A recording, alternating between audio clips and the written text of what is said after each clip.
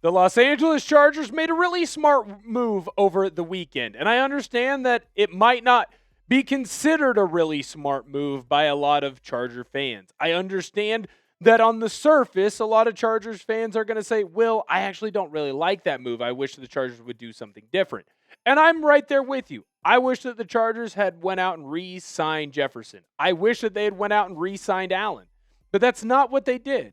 But they did shore up a position that is very important to shore up with a player that I do think has a lot of tread left on the tires. The other thing that we're going to talk about on today's show is the big rumor going on. Who will the Chargers end up getting out that offensive line position? ESPN's Jeremy Fowler gave us a hint at who the Chargers were talking to and who they could possibly bring in as we enter into NFL free agency week 2. Before we get into any of that, though, make sure that you hit that sub button. We are just 458 subscribers away from getting to 3,000 subs. The more subscribers that we get on the channel, the more videos we are going to be able to do covering your favorite team in LA. I want to break, and I want to be a part of as many Chargers videos that we can possibly have here. So make sure that you hit that sub button. Makes it easier for me to go to the bosses and say, hey, we need to do more Chargers content. Now, let's get into the video.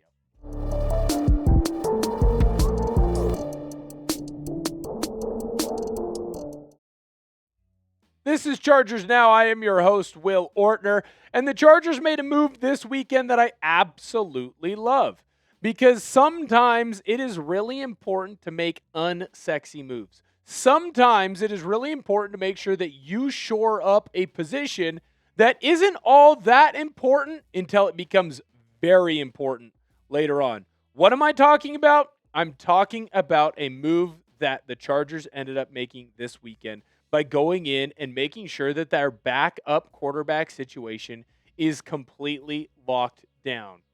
What they do, ESPN's Adam Schefter said that the Chargers have reached a one-year deal with Trey Lance up to $6.7 million worth of that contract.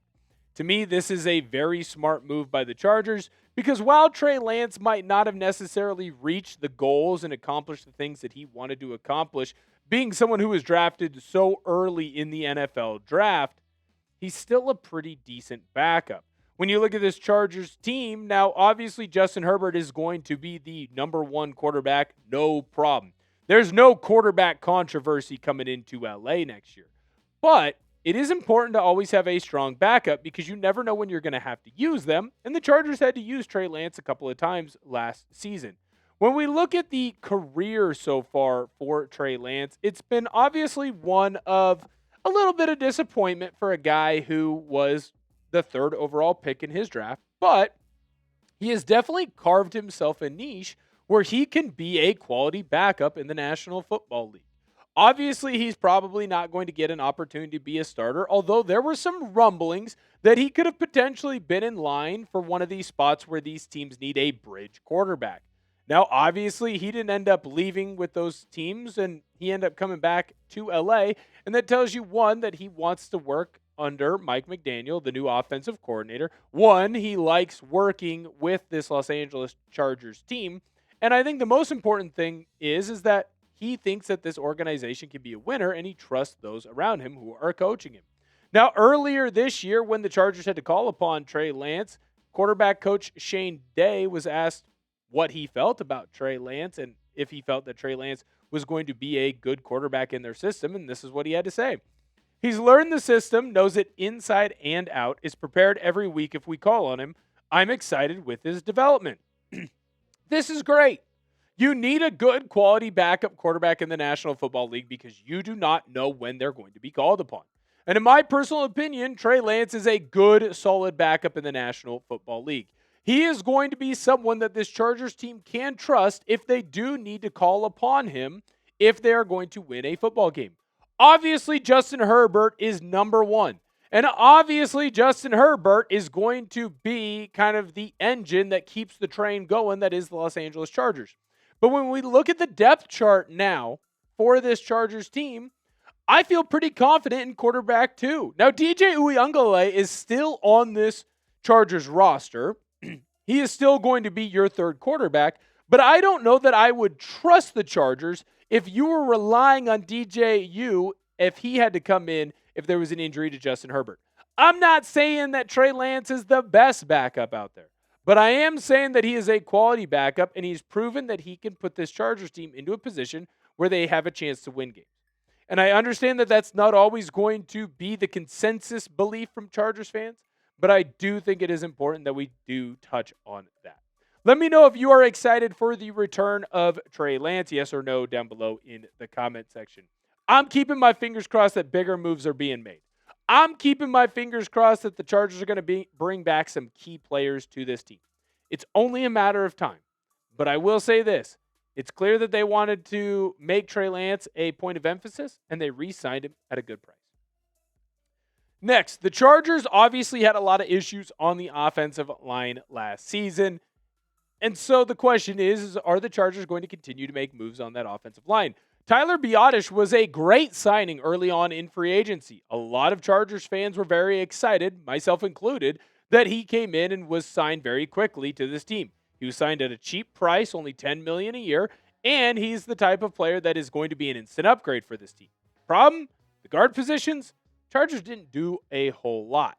So are they going to throw a lot of bodies at those positions? That's kind of what it sounds like. ESPN's Jeremy Fowler put this out the other day that offensive guard Spencer Burford is visiting the Los Angeles Chargers. It's important to know that Burford started 38 games for San Francisco over 4 seasons. That's where he was at last. And while you go through some of the numbers and say, hey, it's not like he is a all-pro guard or even a Pro Bowl guard, it's still important to kind of look at what general manager Joe Hortiz is doing and what his game plan is. And it's become very clear to me that general manager Joe Hortiz wants to hold on to a lot of the comp picks that the Chargers could potentially be getting down the line in 2027, which a lot of general managers are doing in the National Football League. It's become very clear that the National Football League values the 27 class more than they value the 26 draft class. But more importantly, what the Chargers are doing is saying, hey, let's throw a lot of offensive linemen at a position and let the cream rise to the top. Whoever is supposed to be in that position will. And so we can look at the stat line for Burford last year, and I'm not going to sit here and, put lipstick on this pig and say, man, you just got an all-pro. Because you didn't. But there is a chance that if the Chargers do bring in Burford, he is someone that fits well with Mike McDaniel because he played well in a Kyle Shanahan system, which, again, that's what McDaniel is going to run there. But it's also probable that the Chargers would get him for a cheaper price. When you look at signings like that, that's always going to be smart. Building a team full of depth with quality pieces is going to be better than filling a team with a couple of big key names and then hoping you hit on draft picks and low-end free agent signings. The Chargers, I believe, while it might not be the right move or the sexy move, they are trying to build this team a certain way.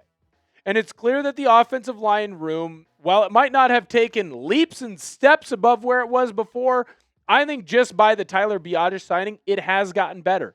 Now, I understand that there are a lot of people that would say, hey, I'd rather have a different guard in than Cole Strange or Trevor Penning potentially. Well, maybe that's going to be Spencer Burford. But when I look at this team, it's clear what they're going to do. They had a problem, and they're going to throw as many bodies at it as they possibly can. And if they throw the correct amount of bodies, eventually this Chargers offensive line will hopefully be fixed. You are putting your trust in offensive coordinator Mike McDaniel and the rest of this staff on the offensive side to create a game plan that not only helps protect the offensive line, but more importantly, you're hoping that through the practices, mini camps, OTAs, the O-line gels well together and they take gigantic steps forward. There are quality offensive linemen that you can find for the cheap in the National Football League. And what the Chargers are doing is they're saying, hey, we're going to throw a lot of bodies at it, and eventually we're going to find the right people for what we want to do. There's still a ton of free agents that are out there. Who do you want the Chargers to target?